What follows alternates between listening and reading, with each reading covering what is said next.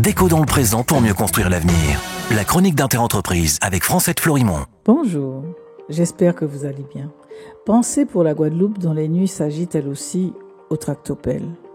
Quand on repense à fois aux nuits de feu et de désastres qui ont impacté la Martinique pendant plusieurs semaines de septembre 2024 jusqu'à ce jour, on ne peut que proclamer. Il y a de la logistique derrière tout cela. En effet, ce n'est pas seulement de l'organisation, c'est incontestablement quelque chose de niveau supérieur. Jusqu'alors en Martinique, les barrages et blocages étaient constitués de palettes, de pneus, de poubelles, voire de troncs d'arbres flambés également allègrement. Cette fois, les barrages sont constitués de véhicules légers, de véhicules lourds, d'engins de chantier, de containers, de blocs de ciment, etc. Des choses qui ne se déplacent et se placent qu'avec des outillages particuliers. C'est le même effet que ce tractopelle grand format remontant la rue Frébeau à Pointe-à-Pitre en Guadeloupe en pleine nuit. Qu'est-ce que cela veut dire ? Revenons en Martinique.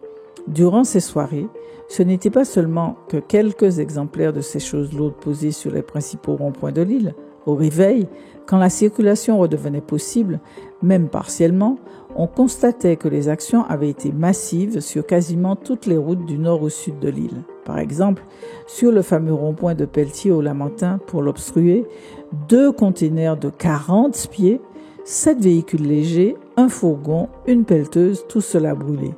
200 mètres plus bas, en remontant vers le Robert, au premier croisement, 5 véhicules légers. La Guadeloupe avait elle aussi connu ce type de blocage général dans les moindres sections fin 2022.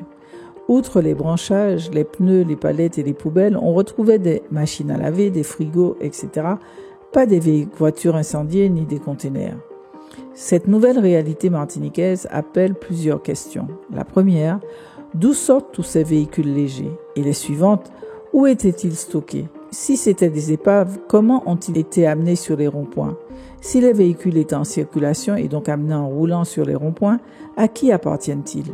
Et les camions, et les fourgons, et les engins de chantier, qu'en disent les assurances ? Dans un monde tel qu'il fonctionne aujourd'hui, personne ne passe du temps à déplacer des véhicules épaves avec du matériel spécifique sans rémunération. D'où vient l'argent alors ?